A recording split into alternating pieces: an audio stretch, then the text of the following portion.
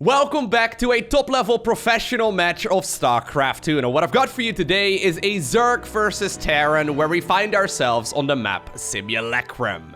Spawning here in the top left-hand corner, playing with the red Zerg drones. She's from Canada, she's an absolute channel favorite, and she goes by the name of Scarlett.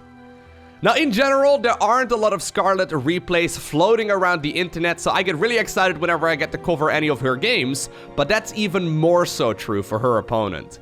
Playing here with the blue Terran SCVs from South Korea, we're looking inside of the main base of none other than Maru.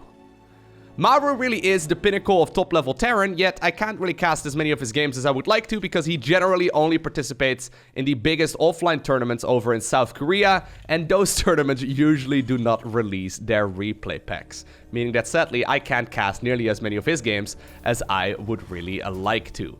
Here's the thing. As of me making this video, Maru is still the highest tournament earner of all time in StarCraft 2. So he's got a couple $1,000s ahead of Serral. I mean, a couple of different websites report slightly different earnings, but it's somewhere in the low 800,000s. So there's no denying that Maru has won his fair share of tournaments. So when it comes to tournaments in StarCraft 2, right? The vast majority of them are weekend tournaments, meaning that they get played through, say, like Friday, Saturday, and Sunday. Even like BlizzCon this year, the top 8 got played over the course of just a single day. Meaning that if you have a bad day, right, tough luck. If you're jet-lagged, you know, that's bad for you, but what are you gonna do about it? You need to perform right then and right there, right? Here's the thing. Maru has won 4 GSL Code S's in a row, which is a tournament that takes place over the course of 3 months at a time. Which is absolutely insane. That means that you know who you're going to be facing off against a couple of weeks, like sometimes even maybe a month in advance. And that means you can prepare build orders, you can prepare strategies, you can really prepare for your opponent and come up with specific builds that are just good in those specific situations, right? You can really prepare for the series. Now, if you compare that, say, to like a weekend tournament, right? I mean, yeah, maybe you know who you're going to be facing off against in the first round, maybe in the second round as well. Maybe you know who's going to be in your group, but especially in the later stages, you don't have a lot of time to prepare. Winning 4 of those GSL Code S's in a row? I thought both of them were going to lose their worker. Well, actually, I think the SCV was the one that was going to die. Oh, this is so annoying. Engineering Bay is coming up as well. Maru takes firm control here of the early game. But basically what I'm trying to say is winning 4 of those in a row is ridiculous. And arguably speaking, even the biggest tournament accomplishment we've ever seen in StarCraft 2. I mean, you have to dominate for over a year in the most competitive country in the game. There's no denying. It's very, very difficult to achieve. And Maru is very, very good at that. Now, he's also won an OSL, he won an SSL, he won a WESG. And while he does specifically very well over in South Korea and China, he doesn't do as well overseas. So usually, especially in like the United States, he's always been a little bit more sloppy in those tournaments, but he's really, really good. And I'm excited to see what he's going to look like in 2020, especially with Cure being on the rise. Scarlett's biggest accomplishment by far is IEM Pyeongchang, which was a tournament that led up to the Olympics, which is really cool. I mean, esports at the Olympics, obviously, that's the goal, right? That's what everyone would like. And there was a tournament, I think it was 2018, if I'm not mistaken. But basically, it's a tournament where a week before the actual Olympics, esports tournament took place, and Scarlett ended up winning that one. I think there was like $150,000 or so prize money. Pretty sick. Anyways, so over the last couple of weeks, okay, yeah. I've been discussing in pretty much every single ZVT that I've casted the fact that Terran Mech has become very popular. Maru, I think, naturally does incline to playing that bio-based army. But he's already going for the fusion core, he's going for the starport, he's going for the lift up on that barracks. And all of those things indicate, not necessarily mean that it's going to be Mech, but all of them indicate that Mech is likely going to be the follow-up choice. So even though there's Overlord dies here, just seeing the lack of production out of that barracks for a while is very, very, very nice to know. At least it knows something, right? So you can see already immediately the Roach warning goes down. Scarlett probably making the assumption right now that it will be that Terran Mech army. Very quick third base is a follow-up as well. So to put that in perspective, normally we see the Terran third base go up at about 4:30, so that's right now. And it's already about a quarter or so of the way done at this point. Battlecruiser coming up. Love the Battlecruiser openers, as you guys know. Big fan of them. Always enjoy, you know, seeing the top-level Terran players pull rabbit out of hats with those BCs. They're very much so a unit that rewards a very active play. And while naturally speaking, that Terran Mech army was very boring, right? Players would just sit back for a very long time. It's become very, very good to watch over the last few years in particular. But now with the new multiplayer balance patch, I mean, it's become what probably is now the standard in ZVT. Alrighty. So, BCs, they also, fun fact, take about 2.5 years to finish. But it will come out here eventually. Double factory actually following this up as well, so Maru definitely is going to make that transition here in just a little bit. Pretty greedy start, obviously, with such a quick third CC, but it makes sense. I mean, the Zerg player isn't going to push across the map anytime soon, because they know they will have to defend. Well, I say that, and actually Scarlett, wow. Is she really going to send those units across? I kind of like it, to be honest, because, while on paper, most of the time Zerg players don't really do a lot of counter pressure, this can actually deal quite a bit. Yeah, I like this a lot. So BC immediately gets teleported on over to the third base as well. That's good for Scarlett. Means that she can put all of the queens in the same location as well. A couple of Roaches now actually build over at the third base too. So they're going to be able to shoo away some of these Hellions. And at the same time, the Roaches now have made their way across the map. This is cool. So I was saying that nobody ever does this, but I actually really like the idea, right? This is like forcing all of those units to go back. Even the battlecruiser right now is floating on back home. So once again, the best defense is the offense. Most of the time, this is the moment in the game where we see the Zerg players, you know, scrambling to try and get some creep tumors going and trying to get all of their queens in the right spot at the right time. But yeah, Scarlett knew what was going on, and she just simply sacrificed a couple of Roaches here to force the attack to go back home. So you can see right here, yeah, the cost of these Roaches is going to hurt a little bit. She's going to get a couple of kills here and there, but she's droning up very aggressively behind it, and is now going to be able to start up that Spire very early on. Love this. Very, very cool. Now, it will be multiple battlecruisers. So, a second BC is going to finish. Yamato cannon upgrade. The weapon refit will finish up in just a little bit as well. Third command center, though, already landed at 6.5... Well, not 6.5, but 650. That's very early. And while Maru really hasn't done any damage, I'm still liking this position for him quite a bit. Now, one of the things that made Scarlett very famous back in the early days of StarCraft was the fact that her creep spread is ridiculous. Nowadays, all of the top-level Zerg players have very, very good creep spread, but you can see already, I mean, the bottom section of the map got denied, right? So you can see right here, the Hellions have been killing a bunch of those. Once again, another creep tumor probably will get picked off. There it is. The top section, though, has been left alone for the most part, and, well, the creep is quickly reaching on over to that third base of the Terran player. A lot of queens as well. That's another thing of her play, obviously. I mean, you need to have a lot of queens in order to deal with this. But 9 queens available at this point. Another one gets started up. 2 Yamato guns do go down, though, so that does mean that 2 of these queens end up going down, too.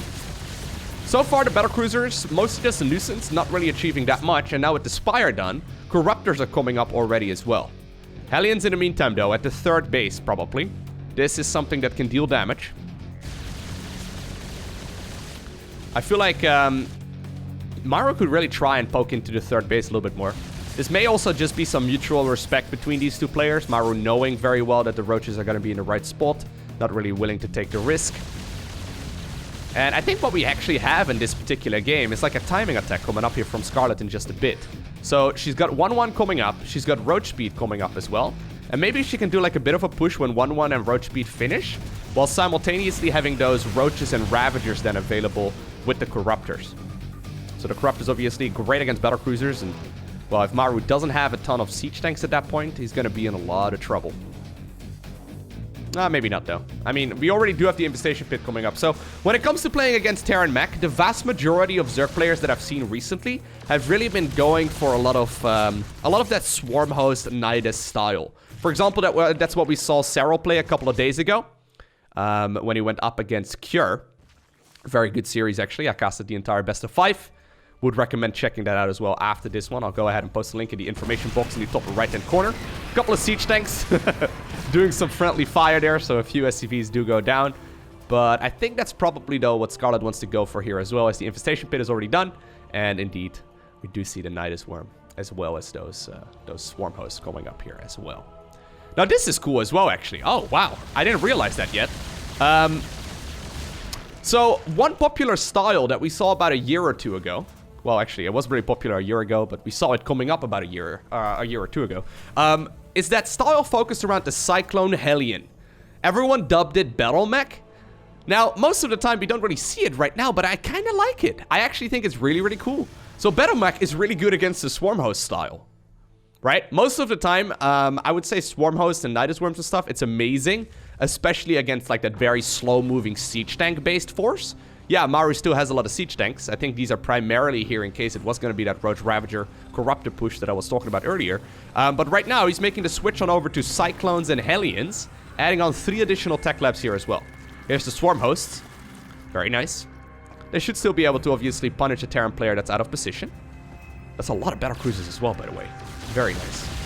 Well, I've got a feeling that this Swarm host won't be able to achieve too much. But you can see right here, those Cyclones and Hellions, very, very good at cleaning up those little Locust waves. Especially with Blue Flame finishing up here in a little bit. We now also have the Smart Servos upgrade coming up that allows these Hellions to transform much, much quicker towards Hellbats. And so far, Maru is dealing with this Nydus worm harassment just fine. Not something I've actually seen over like the last, I don't know, 2 months or so. Pretty much everyone is playing that much more boring, slower style of Terran Mech. I kind of like this. It's pretty sweet. Oh my god. So much damage is being done. I wonder what this transitions into as well. Do you think this is what transitioned to, like, for example, Mass Thor here in a little bit? Because it doesn't look like Maru really wants to add on a lot more siege tanks here. Maybe he will in just a bit. I'm not sure. I think he probably has to... Oh, he probably has to replace ones he would lose, but so far none actually have gone down. Ooh, nicely done. Beautiful technical jumps there as well. It gets those BCs out of trouble. Now, by the way, did I mention the creep spread? She's left alone for a little bit, and if you look at the minimap, you can see that like 2/3 or so is going to be covered by it very soon. It's pretty sick. The entire map is going to be in a very dangerous position here for Terran, but you can see though, Maru is trading like an absolute madman here. I've got a feeling he's barely lost any units so far in this game. Now, obviously, a lot of those units that are being killed are free units, but battlecruisers, I mean, those missile turrets, they're going to be phenomenal.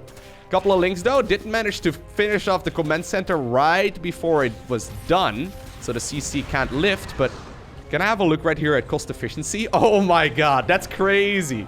So, okay, I really want to focus on this for a bit, because the strength of the Swarm host Nydus style is the fact that it's extremely cost efficient, right? There's the free units meme that I'm sure a lot of you are familiar with.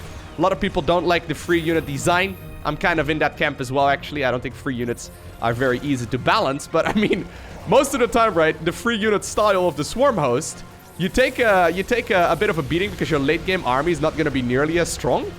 But you do so because you can trade efficiently and then build up towards something more powerful later on while getting the economical advantage. You're not supposed to be trading inefficiently when you play Swarm hosts.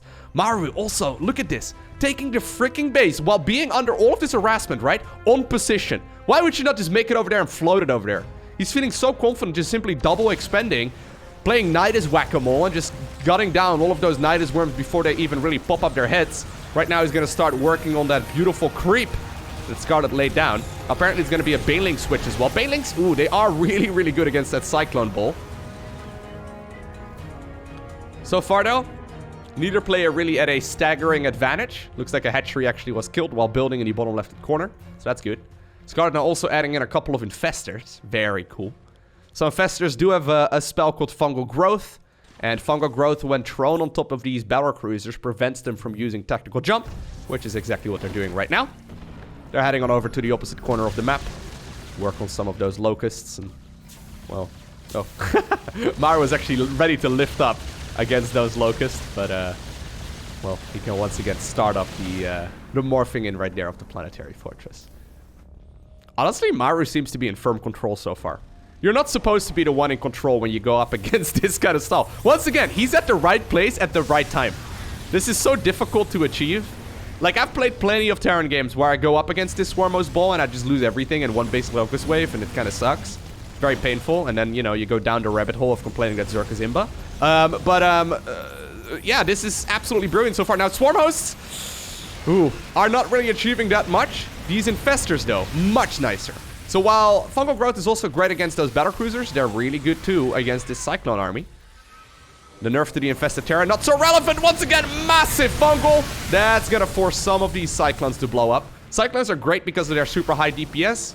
Not so good, though, when it comes to survivability. So when they can't back off, really, really good. Scarlett actually also going for the missile and the melee upgrades.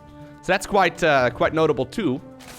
Does she already have the adrenal glands? I don't see it. No. Oh, no, she does. Never mind. I'm just blind. Never mind, guys. I'm always blind.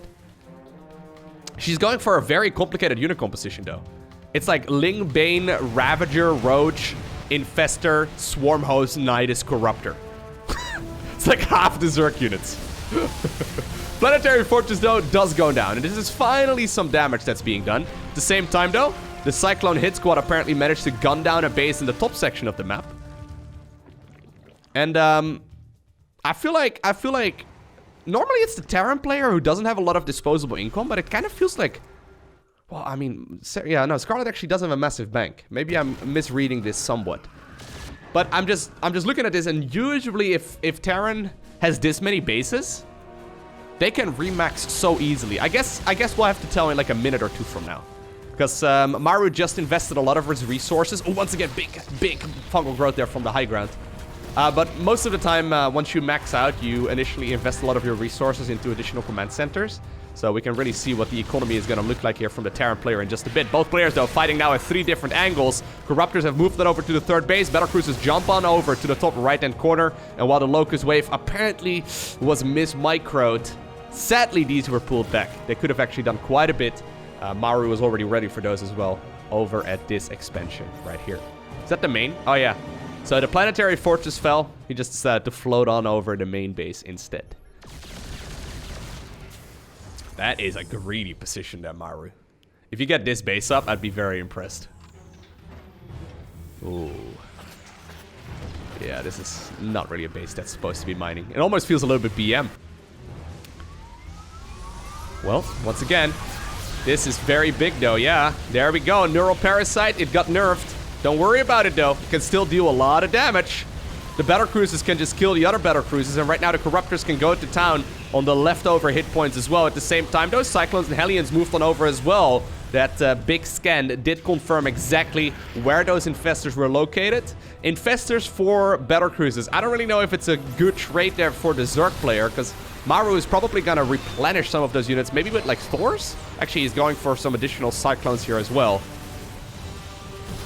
Looks like the Locust Wave was forced at home, which is great as well for the Terran player. At the same time, look at this, just a couple of units making their way towards the newly acquired base here of Zerg.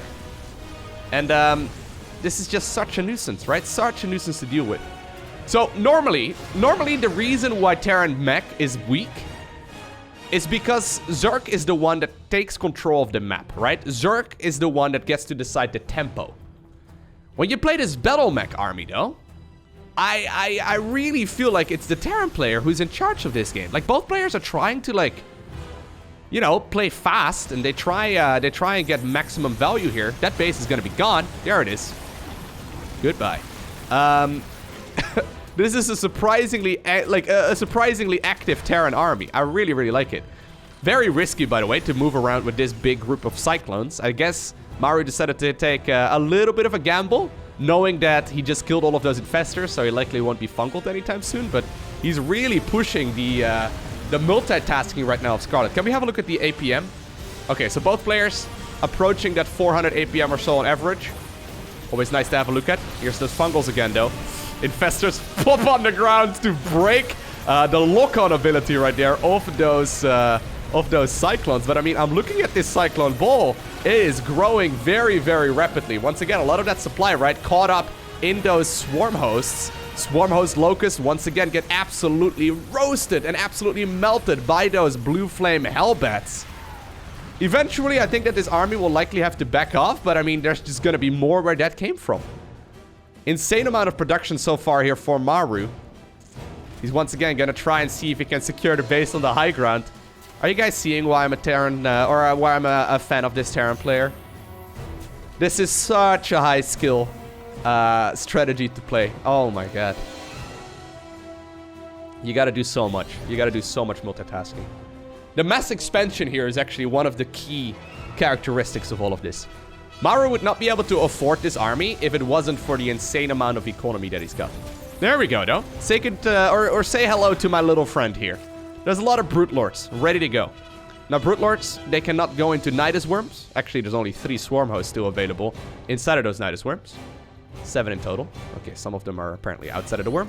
Looks like, once again, this base will be denied from morphing into a planetary fortress. And actually, there's also a Zergling burrowed underground here. And you know what? There's not that much anti-air available. Well, I say that, but you blink twice and there will be like 4 rounds of Thors coming out of those factories. The Thors will be coming up right now. Vikings also produce 4 at a time. Looks like the command center over there at the very least had that Zergling cleaned so it can land. Zerglings, though, will deny that one from morphing into a planetary. But once again, the Cyclone Ball, it's so active. Top right-hand corner, though. Brute Lords are going to town on that planetary fortress. Planetary fortress is gone. Couple of Vikings right now available as well, so anti-air needs to be out. Scarlett, do you have any anti-air?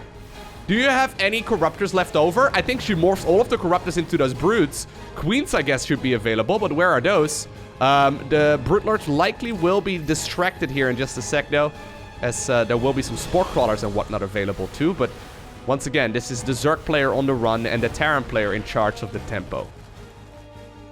Planetary Fortress likely will be acquired over here. Maru knows that his opponent right now is focusing the attention in the top right-hand corner of this map, which means that if the planetary can come up over here... Oh my god, one Zergling burrowed next to the CC. This planetary over here would be a disaster to break. Here's those Thors. Thors much, much stronger than they were in the past. They're going to be coming out in big numbers right now. It looks like Maru is starting to make the switch towards that much more classical Terran Mech army. Right now, though, I mean, those Brutes, they're completely alone. I mean, yeah, there's a couple of Corruptors. Eventually, the Vikings will go down, but those Brutes are the ones that can really, really slow down the Terran army.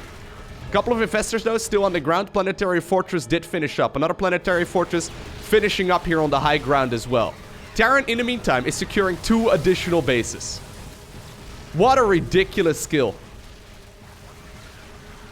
Ay. Every year. Yeah, okay, GG is cool. Every year that StarCraft 2 goes by, the skill level is climbing. I don't even know how one would get started trying to execute a game like this. This is the type of game... I've been playing StarCraft 2 for 10 years, right? I've been playing StarCraft 2 for nearly 10 years now. I would say I'm currently probably about top 500 world, but on a good day, I can probably play like top 300, maybe top 400 or so, right? Here's the thing, though.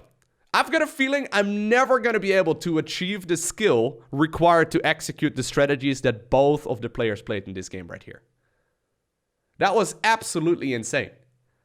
I hope you enjoyed watching this video. I mean, if you didn't, I don't know what's wrong with you. You might be a Zerg player who's salty. That could be the thing, but other than that, you know, this was such a good game of top-level StarCraft. I love the fact that Maru decided to go for the Cyclone Hellion-based army. I mean, it's something we saw a lot a year ago, but it's kind of fallen out of fashion with the Thor being so strong. But it looks like Maru is trying to figure out a way to weave it back into the meta. And I love it. Really cool. Really active style there of StarCraft. Super sick. I hope you enjoyed watching this video. If you did, make sure you hit that like button down below. If you want to see more, make sure you hit that subscribe button so you get notifications as soon as I upload more. And other than that, I want to thank you very much so for watching. Have an amazing day. Do not forget to smile, alright? And I will see you once again in the next one.